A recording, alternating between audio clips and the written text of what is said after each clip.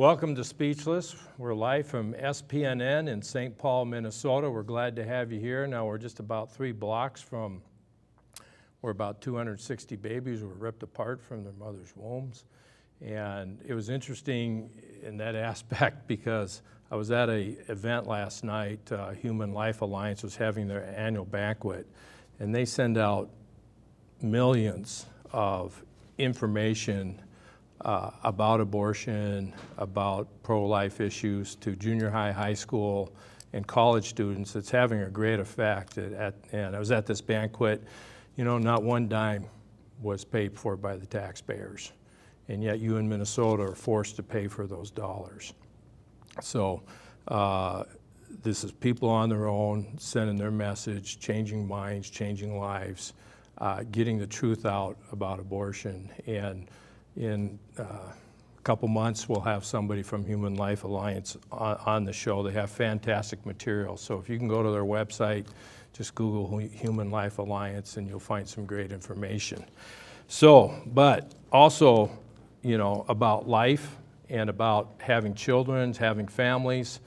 I've been covering the lawsuits and the issues with child protection services overstepping their bounds, and finally they're being held accountable.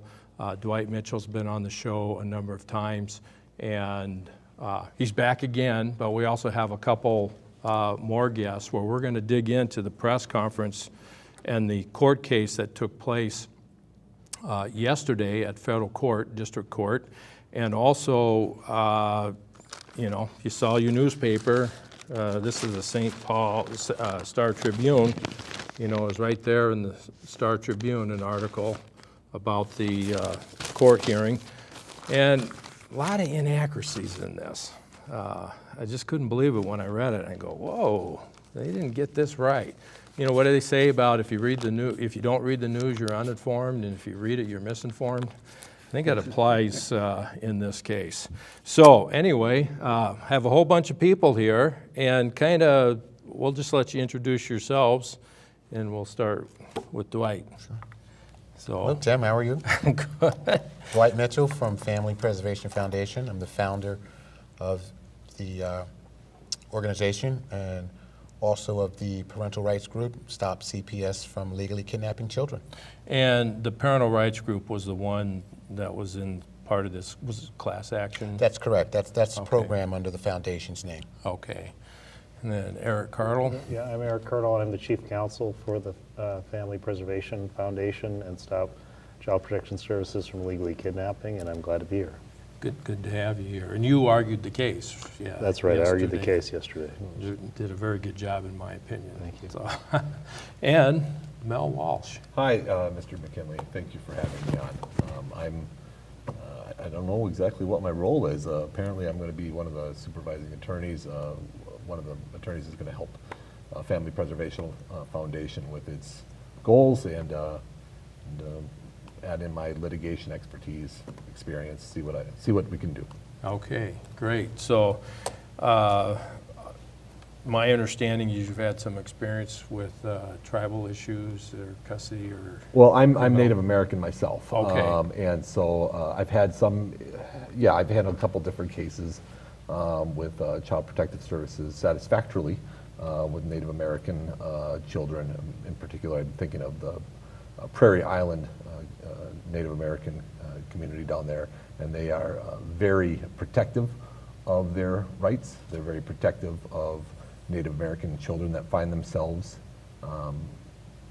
brought into the system, seized into the system, so to speak, and they're very protective of their rights under federal ICWA law and Minnesota law to ensure that those children receive proper care and attention from the tribal communities, and that their parents get the proper care and attention, that they really work together.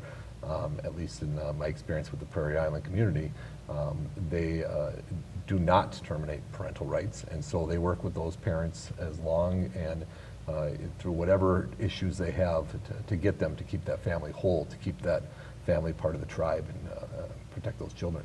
But it's a gross experience, a much different experience that I've had when dealing with CHIPs in the counties, where they are statutorily obligated to provide services to reunify families, but often you'll find, I'll accuse them with bad faith. Yeah, you'll find bad faith on the part of Child Protective Services and their workers. You'll find that they don't work towards reunifying the families. They put up impossible obstacles and they manipulate circumstances to use those situations against the parents when it comes time for litigation, which is ultimately all that a parent, sometimes that's all that a parent has to protect themselves is to go to the mats, to go to trial. But there's big stakes. Well, I think that's very interesting, because why does Prairie Island have this system in place? Probably because there was a problem, and then they see they needed to do something about it. I don't want to speculate on the basis. I know the two of the tribal attorneys down there I've known for 15 years, and they're both excellent professionals, excellent legal minds, and they really hold the Native interests. They hold them very in high regard, high esteem, high importance. I mean, that's their job, number one, but they're also coming from a Native American background, number two, and so they have, and again, I can't speculate, but I'm seeing the effect on family. I mean, I'm sure at some point we'll get into some of the disparity here in the statistics for Native American children being brought into the Child Protective Services system versus white children in the state of Minnesota. I think it was 17% times more likely, 17.1 times more likely to be brought in and brought into the system and to receive care or to receive supervision and regulatory services. And so, I don't know why it is like that, but I know that preservation of tribal heritage is very important, and so I would think that would be a very compelling motivation behind that. But not all tribes are that way. I don't know. I don't have Okay. a lot of experience in other Okay. tribes. I wanted to meet with a couple of different friends of mine who have worked in the tribal organizations around the state, and hopefully I'll have additional information for you maybe the next time we meet. Yeah, right. That's one of the things I've gotten into is that I've called all of the tribes, and so I'm trying to schedule meetings with the tribal councils. Looking at statistics, when I found out there was a 70-to-1 disparity taking place, and I looked at the number of Native Americans that were being removed, when I learned that Minnesota was #1 out of the 50 states in the removal of Native American children, that's when I contacted Mel, and I just said, we need to try and do something about this. I said, Red Lake is a closed reservation, meaning they do everything themselves. Minnesota has no effect, meaning the Native Americans in Red Lake are not put into the Minnesota Child Protection Services. So there are 6 tribes that form, one master tribe. And so a lot of children from the Minnesota area, Native Americans, are being pulled in. And so that's one of the things that Mel is going to help us look at and try and address.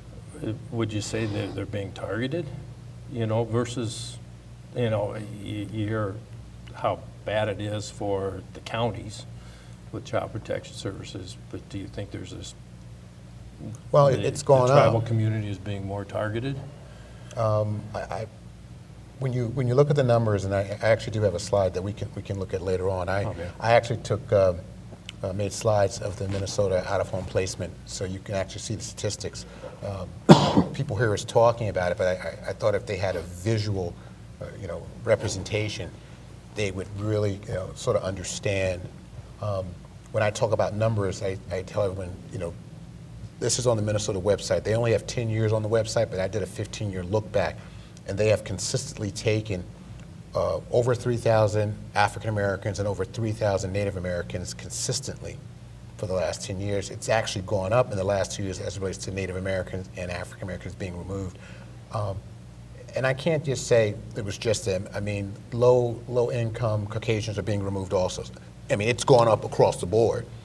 But we're still sitting here saying although they're taking more people uniformly across the board, there's still this disparity.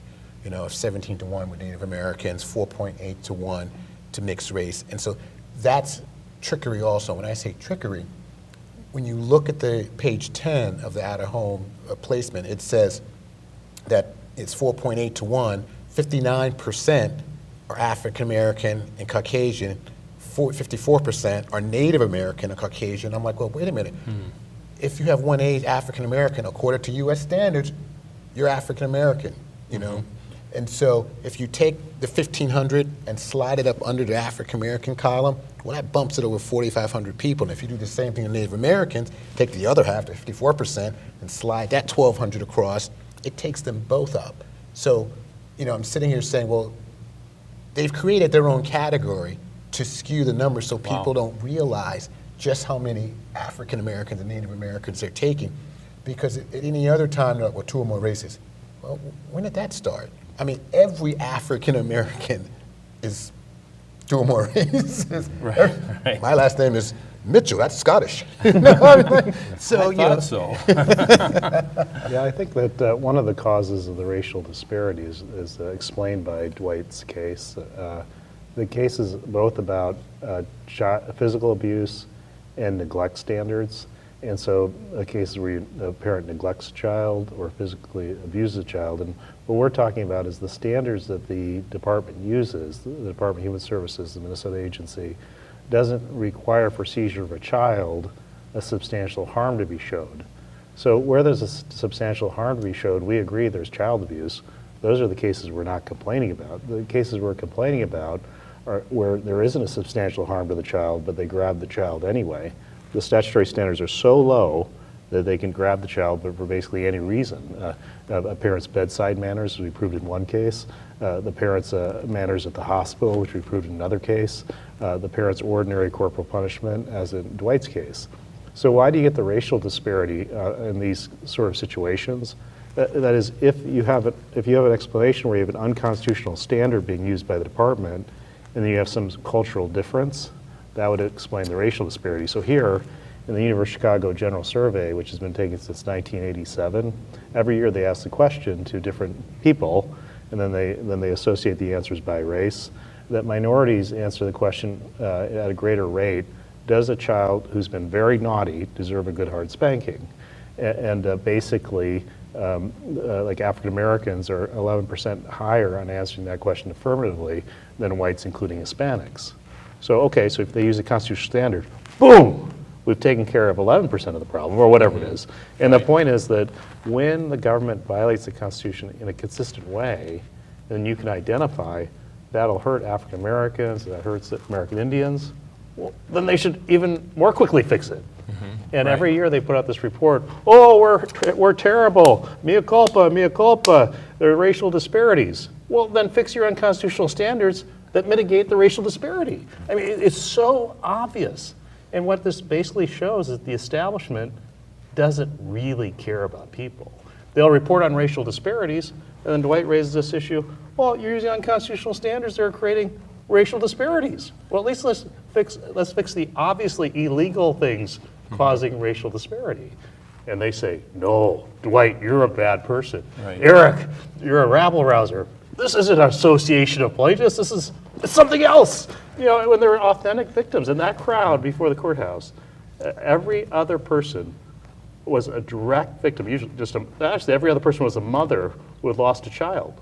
That was a legitimate victims group. Right.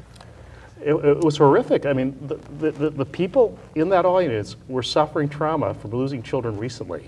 Right. I could barely hold it together just mixing with those people. I was like basically crying. Yeah. What I found so Well, interesting. we have video of that.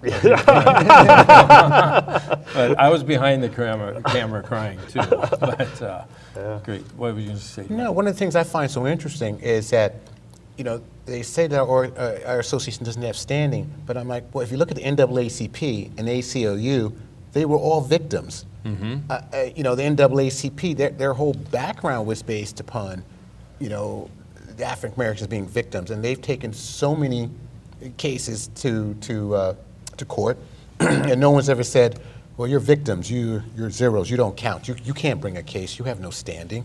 The hubris, Tim, I know you've been around a while and you've observed these things, But it's the institutional arrogance and the hubris. I mean, they go into federal court, the state agency, and they say, this association, they're zeros. So they have no standing. We don't have to listen to their complaints.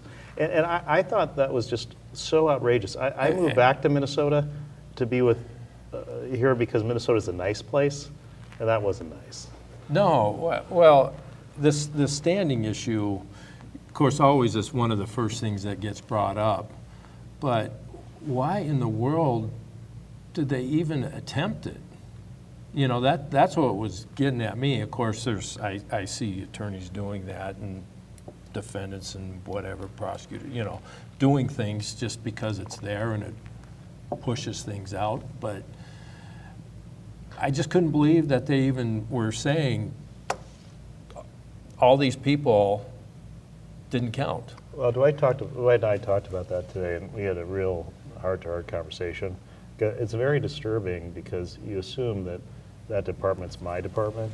Right. But I think they've got in a habit of thought, the department, into thinking that they're at the top and the child protection services involved families are losers.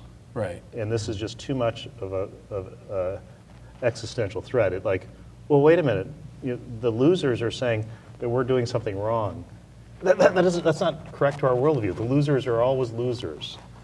And so the point of the losers banding together in a group to criticize the department, no, they can't do that. Well, but they're self-imposed losers. I mean, you know, the agency is the one that does all the reporting. So what most people don't realize is that count that you see, that 15,004 children, well, that's all of their reporting. That's purely based on allegations.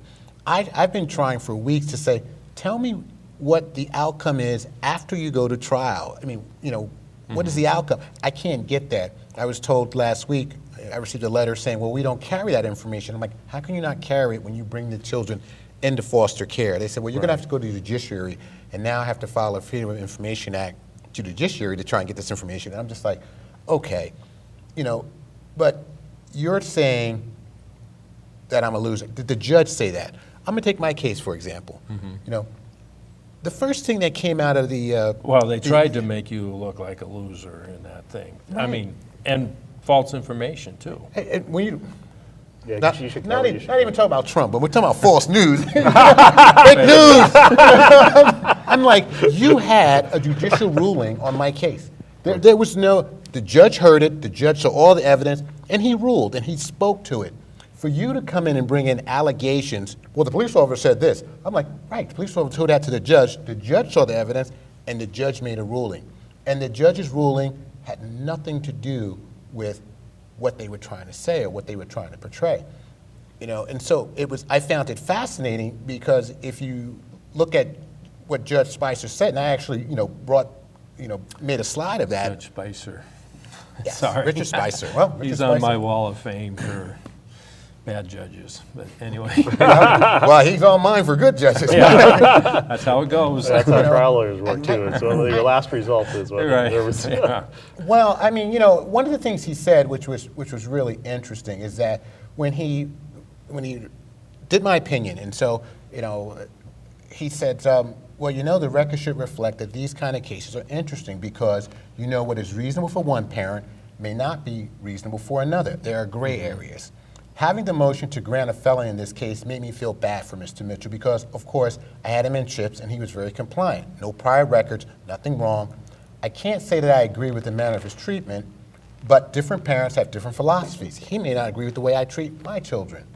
He says, I do think based upon the pictures, it was somewhat criminal based upon this statute of malicious punishment. That means anything that's less than substantial bodily harm is criminal in Minnesota. So he's even saying it somewhat. He's not saying, you're definitely criminal, you're definitely abusing. He didn't say that. He said somewhat in nature. But I don't think it's the kind of thing we should beat the crowd up, Mr. Mitchell. I think he knows what's going on here. I think he understands. He's always been very compliant, at least in my court, and I've had him there. Based upon these factors, the court does not feel that a misdemeanor would be appropriate. So he took the gross misdemeanor, dropped it down to a misdemeanor. He stayed all other fines. He fined me $100, Okay. and told me, Mr. Mitchell, just, don't spank the kids in Minnesota. It's, we don't do it. And so, Which who knows that? Who knows that you don't spank kids in Minnesota? Well, but that's the central issue in Dwight's case, is that because the statute lacks a substantial harm component, so that the government can seize your child even if you're not causing harm to the child. Think about that. And then the point is, can a parent do an ordinary touching in protecting a child or disciplining the child? And so the part of the case that explains why the standing position of the state defendant is absurd is that these parents are asking the court to ask how they can conduct themselves without having their children seized. That's a fair question. It's very fair. So Well, I can't mean, keep- wouldn't is the any law? parent want to know that? right. So what's the code of parental conduct? Right. And so can I spank my child? Can I seize my child and pull him out of a street that has cars passing through it? This is the problem, because the Minnesota statute, and Mel can speak to this, Minnesota's CHIPS definition incorporates the elements of assault and malicious punishment of a child without incorporating the defense, lawful use of force as parental discipline. Sure. And so any unwanted touching a parent of a child, like I said, protecting the child or disciplining the child can be the basis for a CHIPS petition. Well, and there are a lot of laws criminal laws, that say, well, but it's not criminal if you're doing something else, protecting yourself or, whatever. So there's affirmative defenses. But not in the CHIPS petition. Which And is, so Mel, you know about the lawful use of defense available in criminal proceedings. What would a proceeding be without that defense? because Mel's a former prosecutor, so that's why, okay. he's done both sides. Yeah. Say the question again, Eric? Well, just the point If that there was- if there's no ability in the to- CHIPS petition, they incorporate the elements of assault, incorporate the elements of malicious punishment, Yeah, but they don't include the lawful use of force defense. correct. And so in the CHIPS petition, they just say, well, there's unwanted touching, there was malicious punishment, even though it was an order of spanking or it was a matter of protecting the child in some way. I mean, how do you even approach that? Because it's so different if you have a defense or not. Yeah, well, if you have the affirmative defense of, say, self-defense, and you've brought forth sufficient evidence to assert it to a jury, then it's the state's burden, right? The state always has the burden of proving guilt, whether or not it's in a criminal matter or whether or not it's the child is in need of protection or parental rights should be terminated. If you bring enough evidence, you have a affirmative defense, then it's up to the state to disprove that affirmative defense by the same level, the same standard of proof. Really? So, yeah, so if I'm, somebody pulls out a gun and I pull out my gun, or he points it at me and I shoot him first, Yeah. right? And there's evidence that he had a gun, he was pointing my way, the state has to prove that my counter use of force was not reasonable to protect my life or the life of another.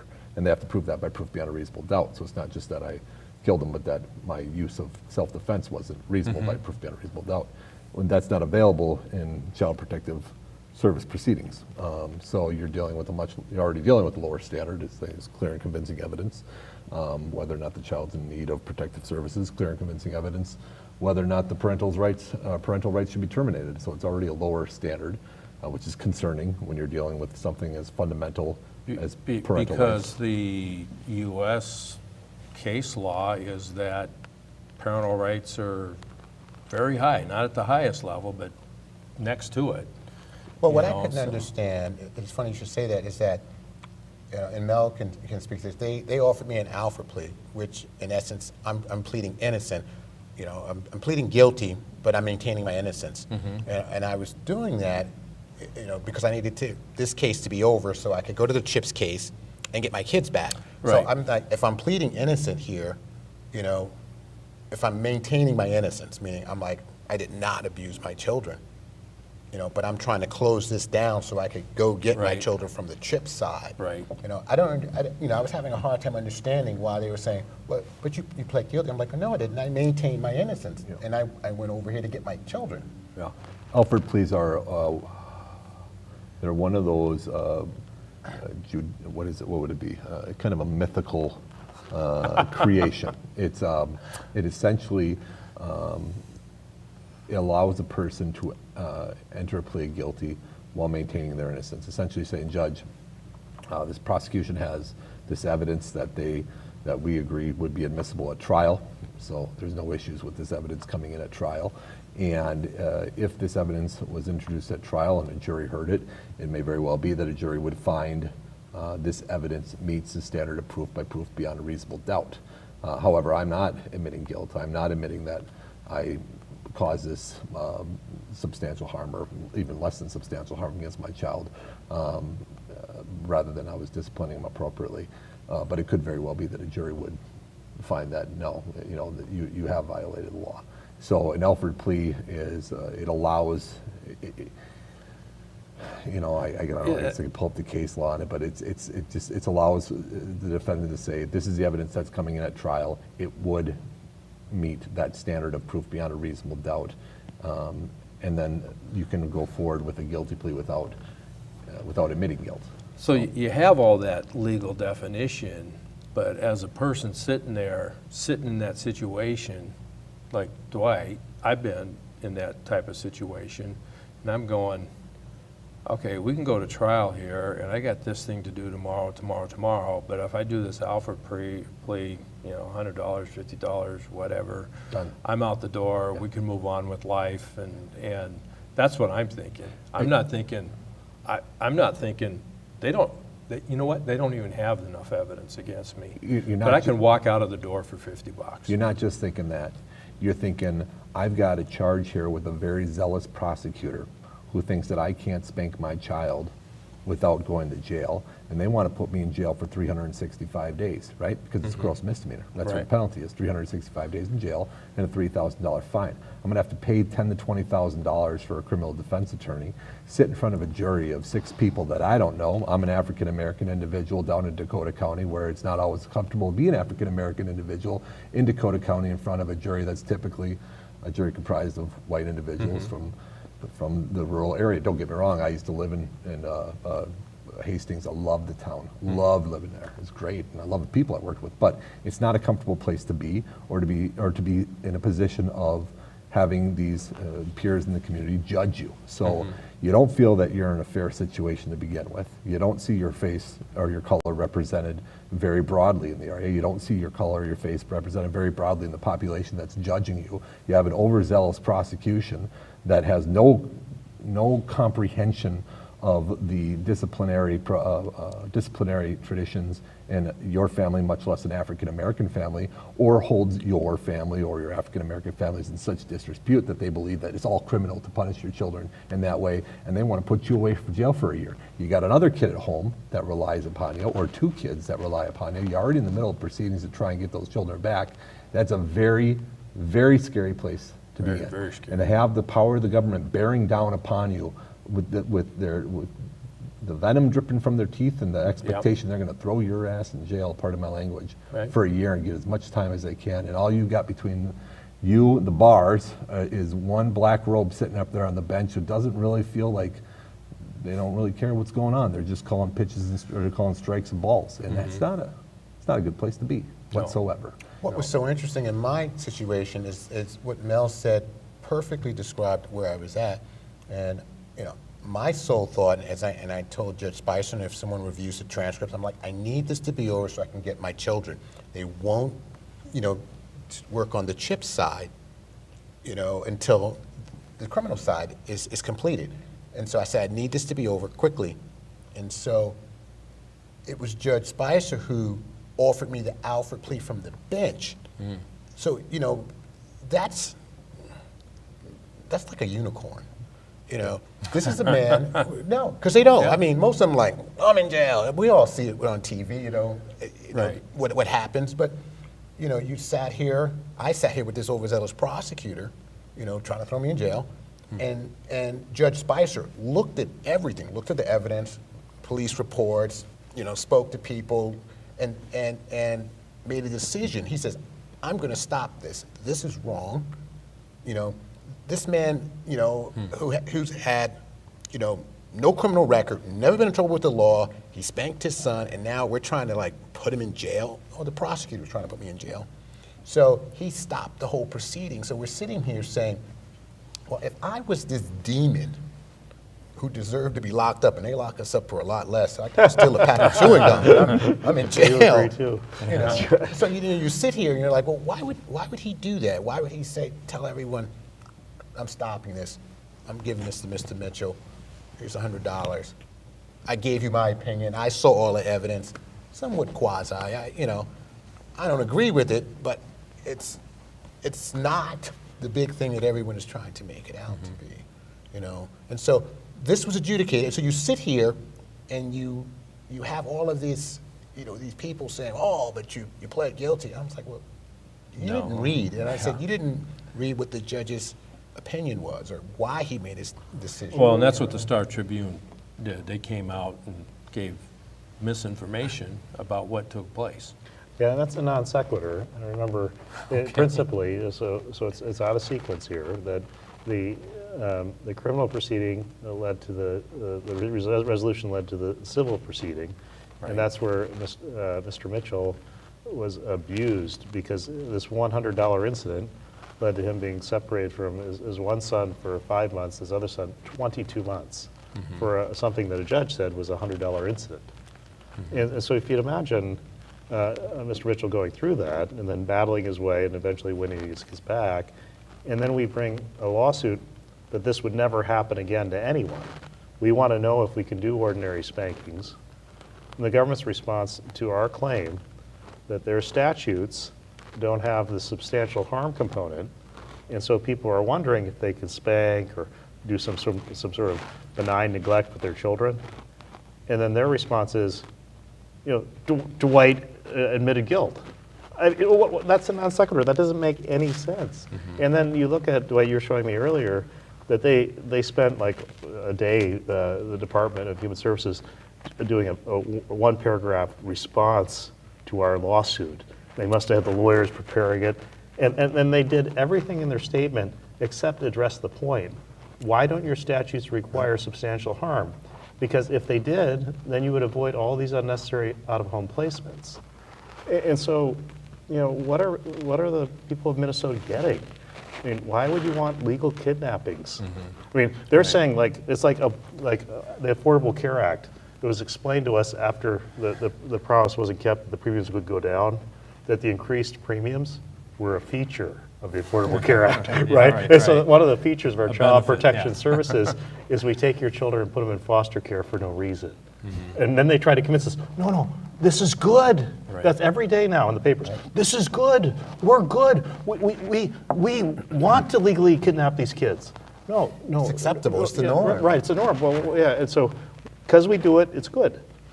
Yeah. And there's so many instances where the department has shown its character. Right. And so it should cause someone concern the Department of Human Services is taking this position because it reflects badly on everyone in the Department of Human Services. Everyone that works there, everyone that contracts with them. So what kind of people are these? Right. I mean, and what I found in these cases is that whistleblowers are incredibly valuable.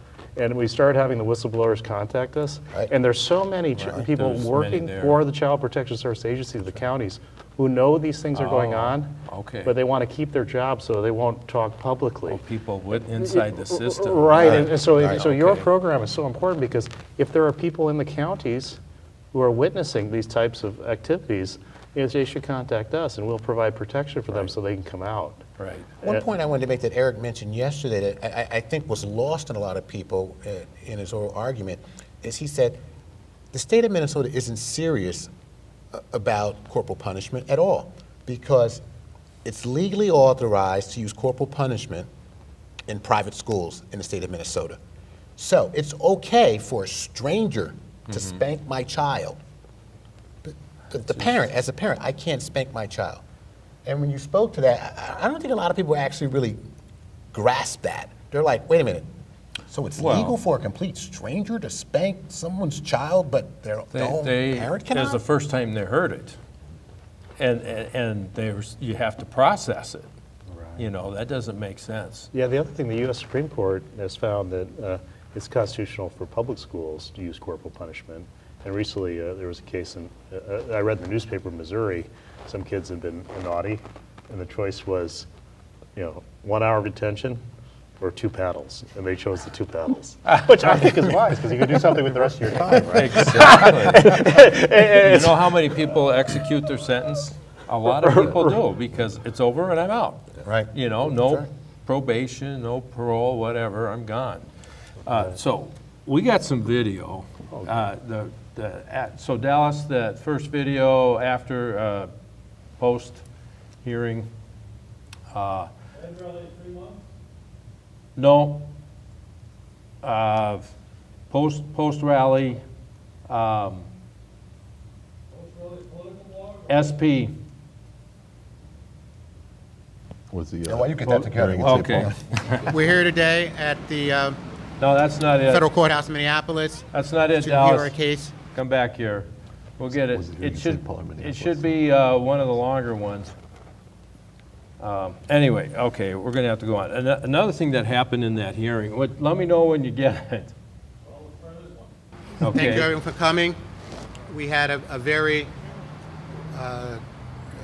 well thought out, well presented oral That's it. argument today.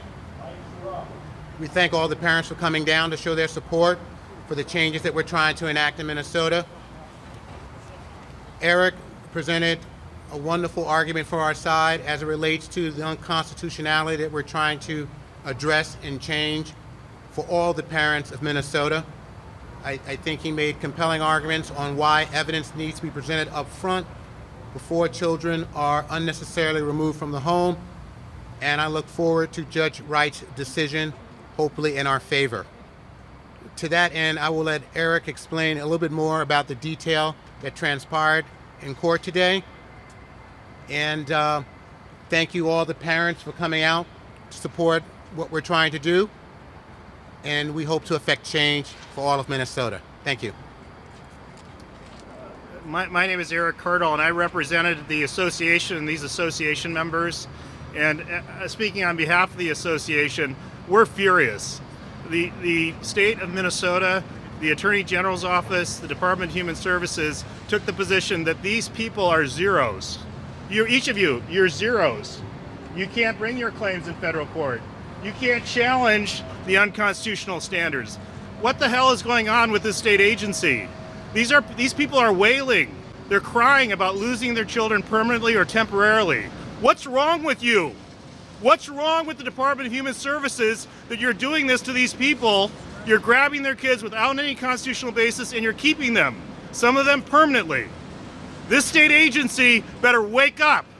Other states are waking up. Lots of other states are waking up. Deep blue states, Oregon, Hawaii, Massachusetts. These are deep blue states understanding that single mothers get to keep their kids unless there's child abuse. None of this safety and morals and health. That's what the state of Minnesota, they want to grab your kids based on safety, health, and morals. No more. From now on, it's got to be reasonable suspicion of child abuse. The agency's overreaching is horrific, but the fact that these parents have come forward and said it's got to stop, and then the agency's treating them like zeros, that their complaints don't mean anything, is off the rocker. Minnesotans are better people than this, and they deserve a better state agency than they have. This state agency is just wrong. I was almost in tears this morning driving to this courthouse, and a female veteran called me up, and she said, I lost my kid at the hospital when I gave birth because I complained about anxiety. And I've had 2 psychological exams, and I'm fine. And so this case is about correcting a state agency that's gone rogue. It's lawless, it's violating the Constitution, and now we know that it's knowingly doing so.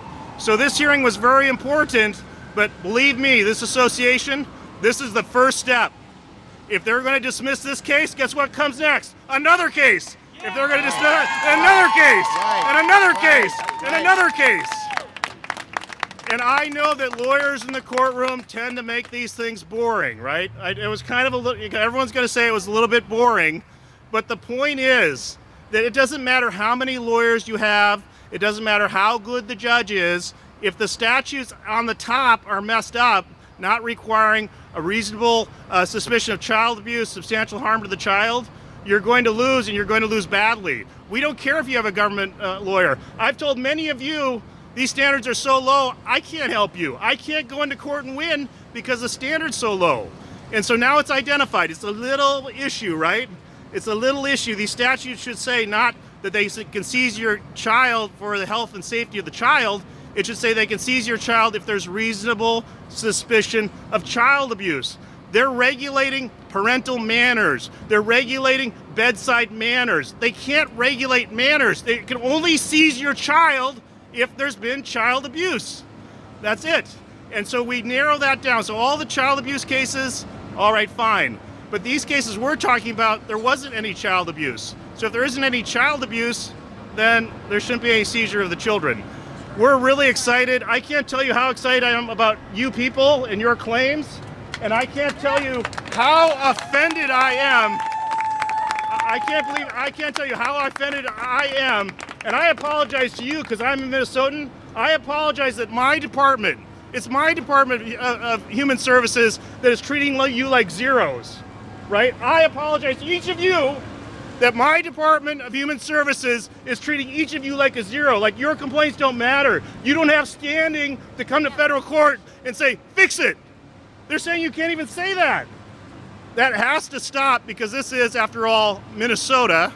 And when Minnesotans recognize that our government has a shortcoming, then we expect our government to fix it. And we're going to fix it, and Dwight's leading the show. Thanks, Dwight. Thank you, Eric. Thank you to all the parents that come out. Our organization has grown to almost 5,000 members in 120 days. We're going to continue to grow strong, and we're going to branch out, and we're going to fix Minnesota. Right? All right, that was a great rally. And I wish people could have seen what was being said in that courtroom, because it was appalling to me what was taking place and what the other side was implying and trying to do. So I would love to have cameras in the courtroom. Mudslinging when there was no argument. They couldn't put up an argument, so they had to mudsling. Right. Well, it's just, the scenic point on, the reason why we're here is Dwight. I mean, Right. Dwight has shown this leadership, which we've seen in other groups in Minnesota. Andy Seelig, Minnesota Voters Alliance, Right. Greg Wurtzel on free speech issues, others. But Dwight, in this subject area, even by what he's done up to this point, is inspiring people all over Minnesota to do great all things. over the nation, All over too. the nation, do great things. people were there from New York and Iowa. Yeah, and so we have something really special in Dwight's leadership, and he's demonstrating what we can do in Minnesota to have a better government. And so everyone tells us that, oh, you've got to run an agency to be important. No, you can criticize an agency and be important. And Dwight's showing that that's possible. And Minnesota is going to be so much better off because of Dwight's contributions. Definitely. Now, one part in the case, you were talking about federal decisions made for other states, and Judge Wilhelmina Wright said, but this is Minnesota. And it's kind of like wanted you to leave it in Minnesota and not bring in all these other cases that actually, case law that affect Minnesota because of how they were dealt elsewhere. What was going on there? Well, no, she was just telling me to get to my work. It was a good question. It was a good point. She didn't want me to argue by analogy. And as a result, we just came back to the same two fundamental points. Okay. And that is that the state was arguing that Dwight and me are messed up on the law, but the fact is, on August 10, 2017, the U.S. Court of Appeals panel, James Loken, who happens to be a local judge on the 8th Circuit, wrote a decision saying that our position was well-established law, basically saying it's well established that it's an unconstitutional seizure of a child if there isn't a reasonable suspicion of child abuse. And then the companion case is a case called Alsager, again, the U.S. Court of Appeals for the 8th Circuit, is saying that for a reasonable suspicion of child abuse, you need substantial harm. So she was basically saying, well, don't talk about other states, what do you got? And then we got everything that a trial lawyer would want. A circuit opinion, Right. binding precedent on the U.S. District Court. Right. And then the question is, why did the state show up? And so the way that I grew up in Minnesota, I grew up in a small town, was when you're wrong, you just admit you're wrong. And this whole idea that these institutions can't admit they're wrong is foreign to Minnesota. I mean, the Child Protection Services agencies should be shut down based on what we know about their character based on this lawsuit. I mean, what kind of an agency allows legal kidnappings and doesn't change its course of conduct? Right. Yeah, we have to suppress this character of the agency so that something can grow and replace it. Yeah, and the character of the agency was also brought out when I forget who they were, but for the state, arguing for the state, said that every parent gets an attorney. Oh, my goodness. And Dwight can respond. well, but I was in the audience, okay, and to me it was one of those spiritual moments where people could not help themselves. And what was happening behind you and Dwight was when that was said, 60% of that audience just went like this. Wow. It was a wave. It was like doing the wave, and their heads were just shaking. And it was just, you just felt it. And then Judge Wright's eyes went to the audience, and then she dug deeper. And the county attorney, or the attorneys were just going, well, yeah, they get an attorney. And she was going, oh, public defender, finally straight out, public defender, well, they have the right for representation. Well, They have the everybody has a right, That's right. But it was just, and the crowd didn't want to move. It was a thing you're told to be quiet still, don't make any motions, but it was just overwhelming, like, this is a fraud. How could you say these things? Yeah, it's interesting, the conduct of the defendant, the agency. I don't want to focus on the lawyers. Right, But yeah, sure. the agency, probably the agency says when they, about these lawyers being provided to parents in these situations, when they are, it's never done in practice, but is that they don't matter anyway because the standard's so low. So to some extent, if you're going to have unconstitutionally low standards and you accept all the racial disparity that results, and basically African Americans and American Indians get screwed. And so then, okay, well, what's the lawyer going to help? The lawyer doesn't help. I mean, Dwight had the best lawyers in town, and it doesn't matter because the standards are so low that the best lawyers in town say, you got to go along to get along. That led to 22 months. Right. For Yeah. a single ordinary spanking, and so it's outrageous. But the point is, okay, so state agency, you've been negligent, you've behaved horribly, you've ruined all these families, you continue to ruin them. But now that we've spent all this time telling you how you're screwing up and how you're causing all the racial disparities, screwing all these African Americans, American Indians, and others, well then fix it. So it's the persistence and the negligence. I mean, the people need to get outraged because they have a department that's okay with that. In response to what's been going on, because I was going to the governor's task force on child prevention and things of that nature, they have actually ratcheted up. Instead of reversing the trend, they've taken it up 2 notches. They went from 20,000 plus cases a year to 30,000 cases a year between 2014 and 15 and 16. So you're sitting here saying, okay, you're taking 10,000 more, you're investigating 10,000 more people each year, 15 and 16. So they're sitting here saying, we're doing everything just fine. Right, and part of that part of that, Dwight, you agree would be Because we're protecting more kids?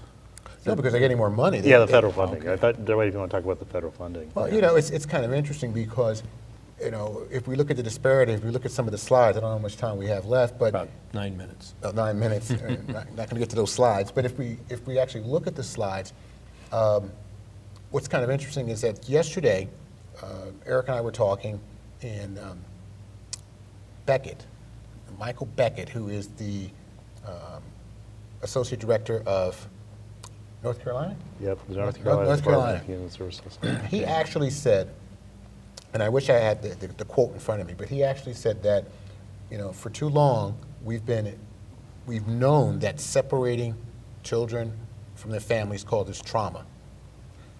And now we're in a position that we're going to stop this. We're going to try and keep the families home, keep them together, and it fostered an environment. So we would take the children and then create an environment where the parents had to work or try and prove to social services that they're fit to be a parent. So they created this environment. And Molly McGrath, who is the director of Maryland's Department of Health and Human Services, look for her TEDx. She actually says the only time that social services make money is when they take the children away. She says there's 50 agencies across the union, and she says not one of them that are doing it correct. Marley McGrath, the TEDx from Baltimore, Maryland, it was just mind-blowing. So you have these two directors, a director and assistant director, who are saying the system is screwed up. And Minnesota's like, no, it's not. I'm like, they've already said that the only time you get money is when you take children away. So you're going to tell me these two other directors who work with the same system you do in the same federal government, the same funding, they're wrong and you're right? And so there's this shell game. There's this. So if you have to terminate the parental rights in order to get the money, do you go after easier people, and thus that's the disparities? Right. That's why they go after. Right. Well, no, you're taking the suburban kids. It's a little bit more intensive because the suburban parents have money to fight back, right? Right. And so, of course, your statistics show the low-income people are more susceptible to this sort of thing. And but the money you end up in Minnesota, and this is what these other state officials are saying, is that when you get the federal funds for seizing children, you shouldn't form your whole department around seizing children. And Minnesota's done that. Okay, how do we most easily get federal funds? Well, by seizing the children and having really low standards. And so the low standards have developed in the context of the federal funds. So when you're in greater Minnesota counties, it's even more obvious, because you're basically saying, well, geez, if we get a dozen more kids, we can have another county job. It's the only county department where if you get more business, you get more revenue, and then you can hire more employees. And so it's really... That happens with traffic tickets all the time, doesn't it? Well, Assistant Director Koppel actually said that. If you go to our website, I actually put out his memo in 2014 where he actually states that the funding that they get from the federal government helps create more jobs and helps them to do more. So he actually says bill on time, and he's talking about billing. And I put it on our website. I'm like, here's what Assistant Commissioner Koppel said. He's like telling them, the federal funding, that's how you have your job. No federal funding, you don't pull those kids out, you don't have a job. We don't need you. Yeah, originally I think that the attacks on Dwight for using the phrase legal kidnapping, and we even got critical comments from the media, like you're losing credibility. But the point was, once we punched through, and all these facts got out to the public through television, the internet, the TV shows like yours, then all of a sudden, all the people reading and watching, yeah, it's legal kidnapping, right. And now no one has a problem anymore. Right. Because, and so it's so funny how there's a sort of establishment edge out there, and then you plow through with the facts, and then you can call a spade for a spade. And so if anyone's watching the show, I mean, you would have to say the ultimate irony is the agency called Child Protection Services is engaging in legal kidnapping. Here are my kids at home. I have 8 kids. They refer to at home, they go like this. They go, Child Protection Agency. It's just fantastic, because if everyone in Minnesota would just start saying Child Protection Agency, we would culturally and politically win very quickly. And they just have to realize that when an agency acts contradictory to its nature, that then the people have to force a correction. It's like you have to go in and do a spinal implant. It's a big deal. You're not chopping off hand or something. You're taking their spine out and you're putting a new spine that's constitutional in. And it's a lot of work, but this lawsuit initiates that work, and then we'll get some legislative reforms so we can be like North Carolina and Maryland and have 60-70% fewer out-of-home placements, the unnecessary ones. And that is success. Right. Yeah, I mean, and so we're going to win.